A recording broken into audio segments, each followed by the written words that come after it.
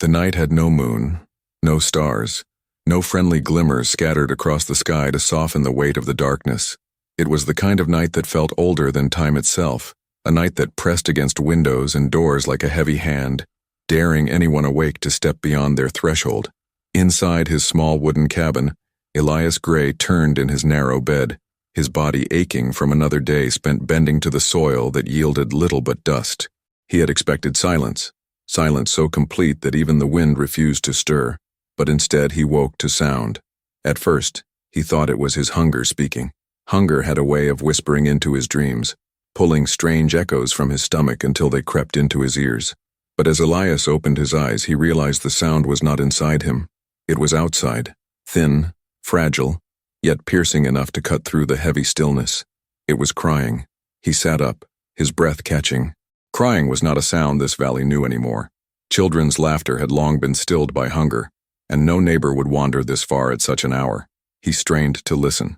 There it was again, a high, quivering wail that carried with it desperation, as if someone, or something, pleaded for help from a place too deep to reach. Ash, his loyal dog, stirred at the foot of the bed, the animal's ears pricked, his body stiffening as a low growl rumbled in his chest. Ash's gaze locked on the door, unblinking. Elias whispered his name, but the dog did not turn. His attention was claimed entirely by the cries drifting through the boards of the cabin like threads of smoke. Elias rose, joints cracking, and reached for the lantern that hung near the hearth. His fingers shook as he struck the match, the flame blooming weakly, trembling as if reluctant to be born into such a night. The lantern's circle of light pushed back only a fraction of the black, but it was enough to steady him. He pulled on his boots, opened the door, and stepped into the brittle cold. The valley stretched before him, a landscape stripped bare by years of drought. The earth was cracked, veins of dust running in jagged patterns like scars across the skin of the land. No wind moved the brittle weeds, no owl called from the trees that once lined the ridge. The cries, however, rose stronger now, carried clearly across the silence. Elias followed them with his ears until dread pooled in his stomach. They came from the well. The well had been a grave for hope for longer than he cared to admit. Once, it had given water that was cool and clear, drawn in heavy buckets that splashed against thirsty lips. But as the years passed and the skies closed themselves, the well retreated, its depths collapsing into silence. He had sealed it himself with a wooden cover, not out of anger but grief.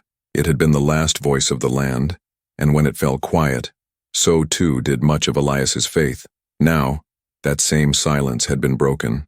The cries seeped from the well's black throat, rising and falling like the breath of a child. Ash darted ahead, his paws crunching on the brittle earth as he circled the stone ring. His growl deepened, his body taut, tail rigid. Elias's heart hammered. Every step closer felt like stepping into a dream, the kind that clung too tightly to reality to be dismissed but carried just enough strangeness to unsettle the soul. He reached the well and rested a trembling hand on the stone lip, its surface rough and cold. With the other hand, he lifted the lantern and leaned over. The flame licked the stones as it descended, but soon dissolved into a cavernous darkness that swallowed light whole. He expected silence, perhaps an echo of his own breath. Instead, the cry rose again, from deep within, muffled yet unmistakable. Elias nearly lost his grip on the lantern. He jerked back, his pulse surging, but his eyes would not leave the abyss. For a heartbeat, he considered running back inside, barring the door, pretending he had heard nothing. But the cries were not merely noise.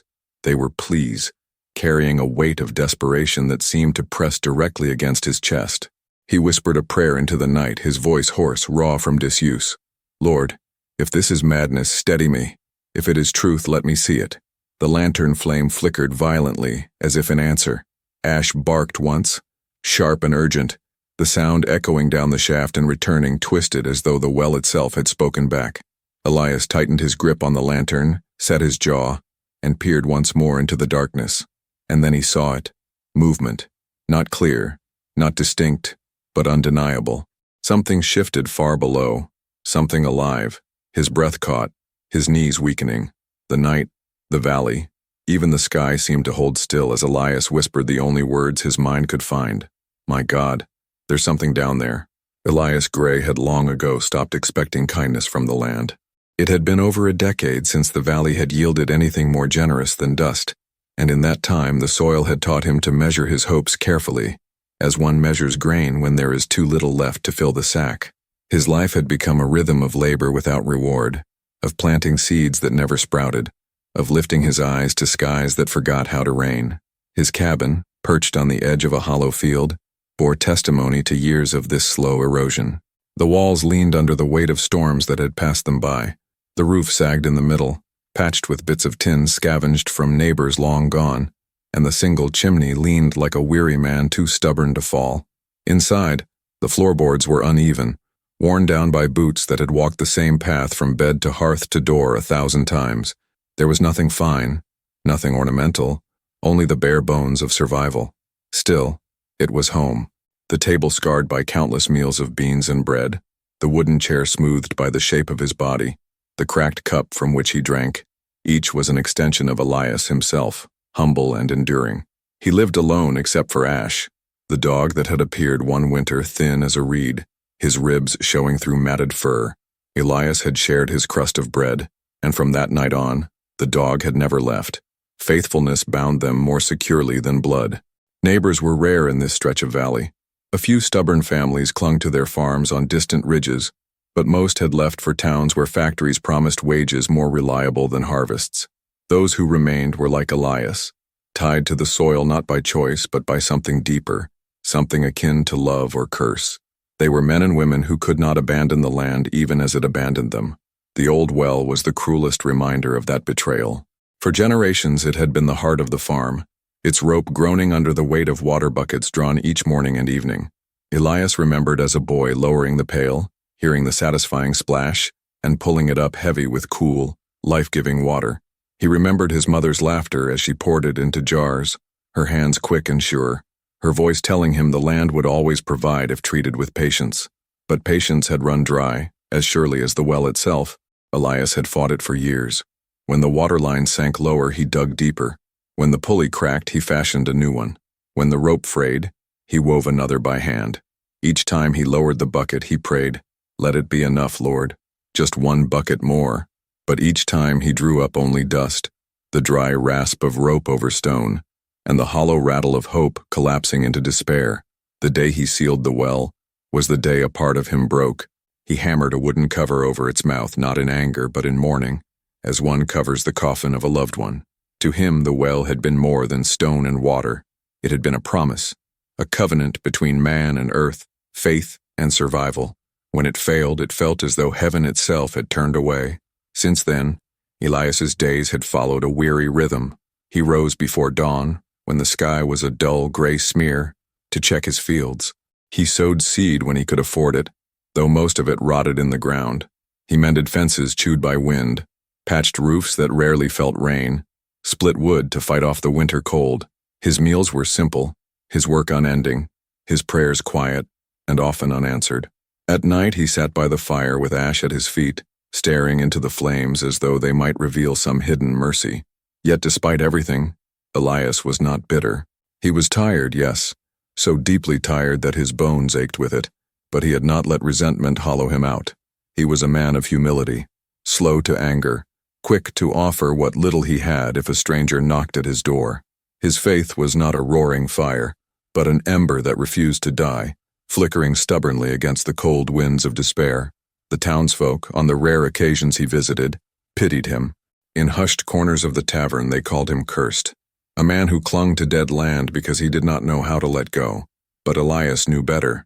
It was not pride that held him, it was devotion to the memory of his parents, to the soil that had once provided, to the faint whisper in his soul that told him seasons turn, and no drought lasts forever. That whisper was why he endured. It was why he bent his back over fields that refused to answer, why he prayed even when the sky gave him silence. He believed, even if weakly, that the land remembered him as he remembered it.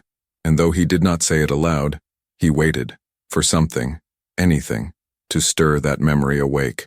So when the cries rose from the well on that starless night, Elias did not dismiss them as madness. He knew the voice of the land even when it spoke in riddles. He knew despair, and he knew silence. But this was neither. This was life, and life, no matter how faint, demanded an answer. The cries did not fade. They rose and fell with strange rhythm, drifting from the direction of the old well like smoke from a hidden fire. Elias stood frozen at the threshold of his cabin, the lantern shaking in his hand, the night pressing in close around him. Ash growled low, ears flat, body crouched as though ready to spring at an unseen enemy. Elias's first thought was to deny it, to tell himself it was nothing but wind moving through stones, the valley twisting silence into illusion. Yet no matter how he tried to rationalize, his heart betrayed him. The sound was too human, too desperate. It carried with it the fragile weight of need, the kind of sound that clawed past fear and settled deep in a man's chest. He stepped forward, the dry soil crunching beneath his boots. Each footfall felt like a betrayal of caution, as though the earth itself warned him to turn back. Ash padded close to his side, then darted ahead, circling the well before retreating again, tail rigid, hackles raised. The dog's behavior confirmed what Elias already knew. This was no ordinary noise. The well stood in the center of the barren yard, its stones pale and cracked in the lantern's glow. Weeds clung to its base like mourners around a grave, brittle and lifeless, snapping under Ash's paws. The wooden cover Elias had built years before sagged slightly in the middle, the grain swollen with time and weather. He remembered hammering it down with heavy hands, whispering a prayer of farewell, as though sealing the coffin of a loved one. That night had marked the end of hope. Now, hope, or horror, was rising from beneath it. The cry came again, longer this time. It wavered, cracked, then collapsed into soft sobs. Elias's breath caught. It was not an animal's call. It was not the shriek of owls or the whimper of foxes. It was unmistakably the sound of weeping, and it echoed from the well's dark throat with chilling clarity. His first instinct was to fetch help, perhaps Mateo, whose farm lay a half-mile west, or Widow Ruth, who still kept watch over her fields at night. But even as the thought formed, Elias dismissed it. What would he say? That the old well was crying like a child? That shadows moved where no water had flowed for years? They would call him mad, or worse, cursed. And deep down, Elias wasn't sure he wanted witnesses. This felt personal, a secret whispered to him alone. Ash barked sharply, the sound ricocheting down the shaft and returning twisted, as though the well itself mocked the dog. Elias flinched, nearly losing hold of the lantern. The flame wavered but held. He swallowed hard, forcing himself to kneel by the well. His hand trembled as he set the lantern on the stone lip, the light spilling downward into the abyss. He pulled at the wooden cover. It resisted at first, as if reluctant to surrender its secret, but then gave way with a creak. The cries swelled, clearer now, echoing up the shaft with eerie strength. Elias leaned over, his lantern casting trembling shadows on the slick stones. The light reached partway down, but the bottom remained swallowed in darkness. He expected emptiness. Instead, he saw movement. It was brief, almost imperceptible, a ripple, a shift in the shadows far below. Elias jerked back, his heart thundering. For a moment he considered fleeing back to the safety of his cabin, barring the door, pretending the night had played tricks on him. But the cries rose again, this time laced with such raw desperation that he felt them tear through his chest. Something or someone was down there. His mind raced with possibilities. Had a child fallen in? Impossible. The well had been sealed for years. Could it be an animal, twisted by hunger into mimicry? Yet no animal cried with such human grief. Could it be something worse, something not of flesh but of spirit, mocking him with borrowed voices? That thought chilled him more than the night air. Ash barked again, lunging at the edge as though trying to confront the darkness itself. Elias pulled him back, whispering, "Easy, boy, easy." But the tremor in his voice betrayed him. The rope still hung from the old pulley, stiff with disuse, its fibers frayed but intact. Elias reached for it, his hands shaking. He lowered the bucket into the black, listening as the pulley squealed and the rope unwound. The cries quieted, as though the thing below sensed the descent. The rope grew heavy, straining under the bucket's weight. When Elias pulled it back up, the resistance startled him. It was heavier than he remembered, dragging as though burdened by more than rope and wood. His muscles burned, palms blistering against the coarse fibers. Ash barked wildly, circling. Finally, the bucket emerged, swinging against the stone lip. It was not empty. Something lay tangled inside. Cloth, dark and sodden, wrapped tight around a shape. Chains clinked faintly, rust flaking into the night air. The bundle shifted just slightly, and a faint sound rose from within. Not a cry this time, but a gasp. Elias staggered back, nearly dropping the lantern. His breath came fast, shallow. Every instinct screamed to let go, to cast the bucket back into the pit, to seal the well once more and never return. But another voice, quieter yet firmer, whispered inside him, "If you turn away now, you may turn from the very answer you've prayed for all these years." Ash whined, torn between fear and loyalty, his eyes fixed on the trembling bundle. Elias set his jaw. He stepped forward, his hands hovering over the cloth, trembling with both dread and anticipation. The fabric was damp, foul with the scent of earth and time, but warm like flesh, like life.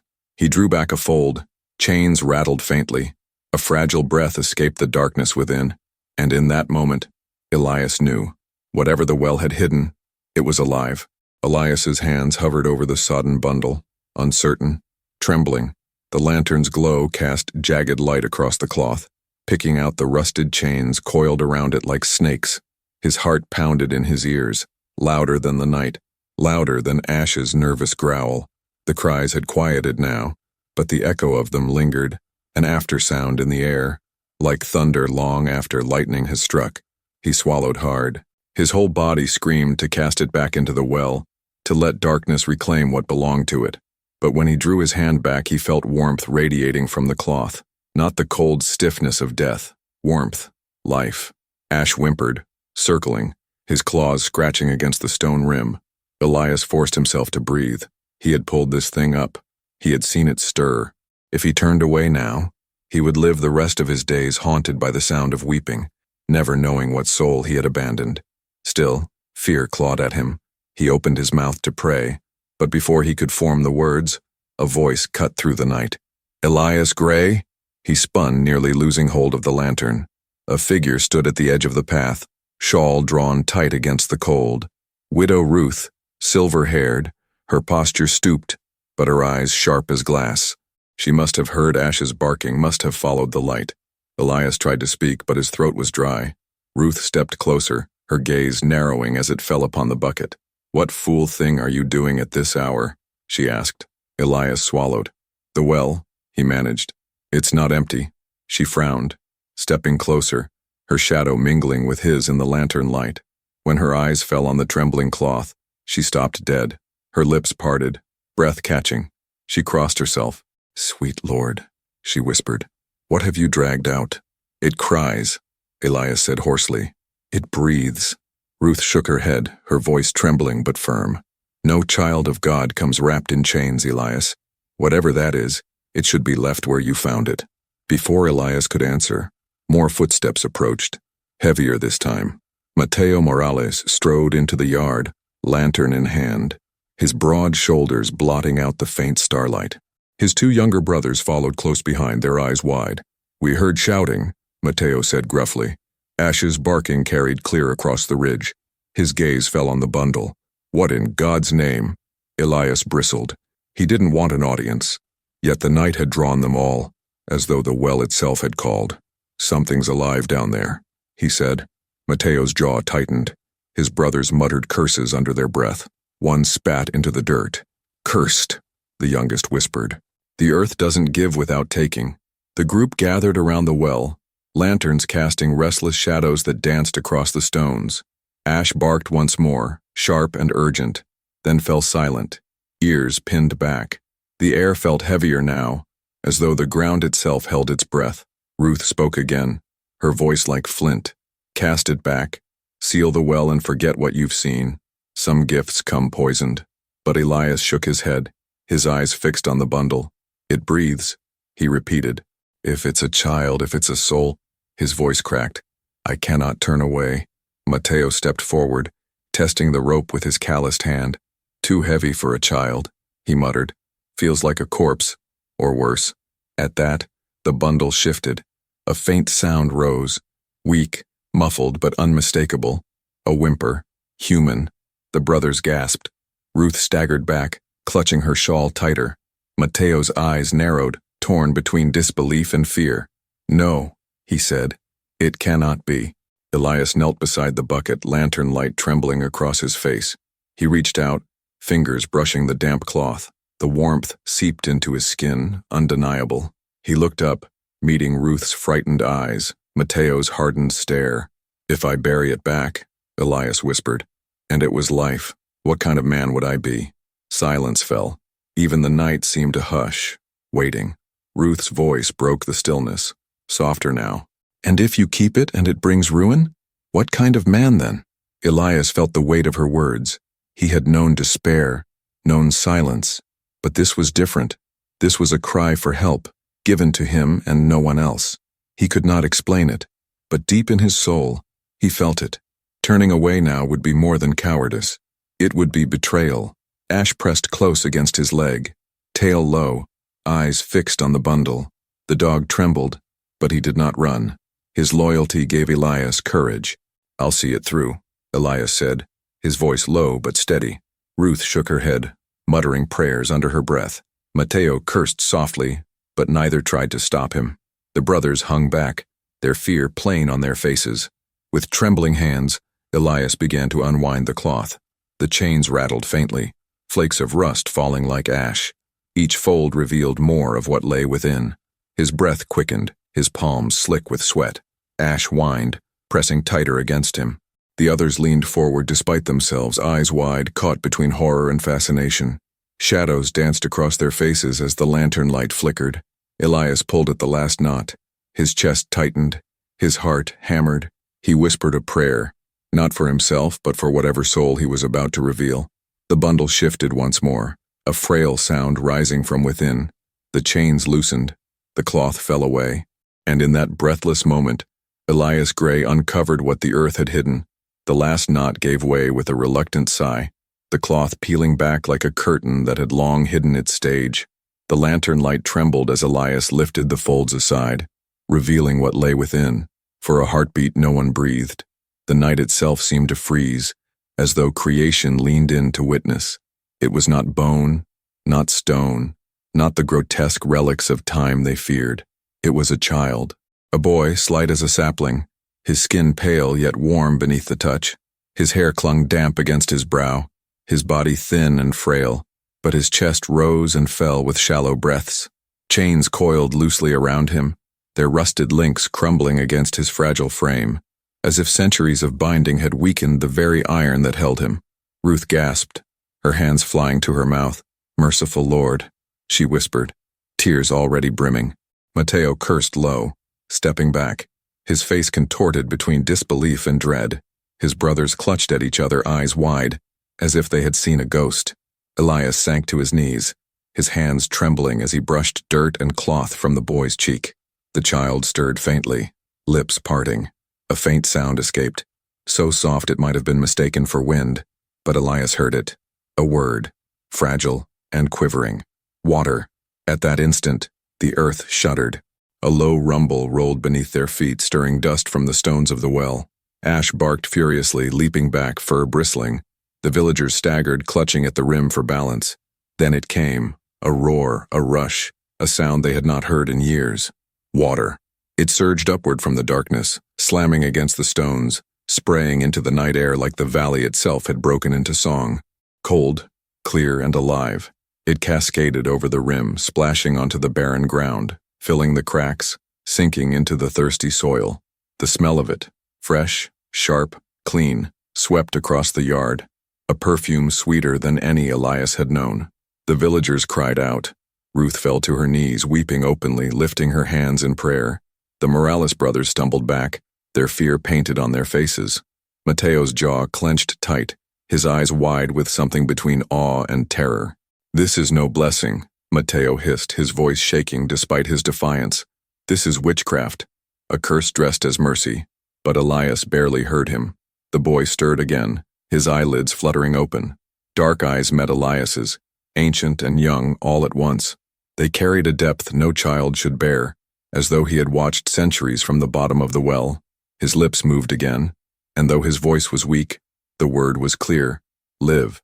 The water gushed harder, spilling into rivulets that streaked across the dust, feeding roots long dead. The dry weeds bent beneath it, softening, shivering as if remembering green. The ground, starved and cracked, drank greedily. darkening with each wave. The villagers could not look away. Ruth's voice rose in prayer, trembling but fervent. The Lord restores. The Lord remembers. Tears streamed down her weathered cheeks as she reached for the water with shaking hands. But Mateo recoiled, shaking his head. No, he spat. No child survives in darkness. No well gives life when it has long been dead. This is not of God. This is a trick, a trap, and if you keep it, Elias, you will doom us all. The brothers muttered in agreement, though their voices shook with uncertainty. Fear battled with wonder in their eyes. Elias ignored them. He cradled the boy close, feeling the fragile heartbeat against his chest, steadying with every breath. The chains slid away, clattering useless to the ground. He rose slowly, his knees weak, his shirt damp from the child's warmth. Ash followed, tail low but steady, his growl fading into silence. The roar of the well filled the night, drowning out doubts, drowning out curses. For Elias there was only the boy, the impossible gift the earth had hidden, the miracle born from despair. He felt something stir inside him, something he had thought long dead. Hope. Mateo stepped forward, face twisted. You don't know what you're bringing into this valley, he warned, his voice low and venomous. When the price comes due, it will be on your head. Elias met his gaze. His own voice was steady, quiet, but unyielding. If this is curse, I will bear it. If this is blessing, then let it fall as it may. But I will not abandon life. The boy clung weakly to him, his small hand curling into Elias's shirt. The touch silenced every last doubt in his heart. Behind them, the land came alive. The well no longer wept. It sang. The water spilled freely, its music carrying across the valley, promising green where only dust had ruled. The villagers stood in awe, torn between terror and reverence. But Elias no longer cared for their judgment. He had been chosen, not by wealth, not by power, but by the faint cry of life begging not to be forgotten. The stars broke through the clouds, scattering across the sky in sudden brilliance, as though heaven itself bore witness. The valley, long silent, breathed again, and Elias knew. The drought had ended. By dawn, the valley no longer resembled the wasteland Elias had known. The air smelled different, fresh, cool, sweet, with the promise of growth. Streams carved paths through the dust, pooling in shallow basins, soaking into soil that had forgotten how to drink. The brittle weeds had begun to soften, bending beneath drops that clung like jewels. In the distance, the first birds dared to sing again, their calls tentative, as if testing whether hope had truly returned. The villagers gathered near the well, cups, jars, and even broken bowls in their hands.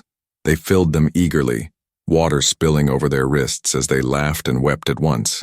Children, thin and hollow-eyed from too many seasons of hunger, splashed in puddles, their laughter a sound the valley had buried long ago. Some fell to their knees to drink straight from the stream, not caring that their clothes were soaked, not caring for anything but relief. Elias sat on the worn step of his cabin, the boy wrapped in a blanket against his chest.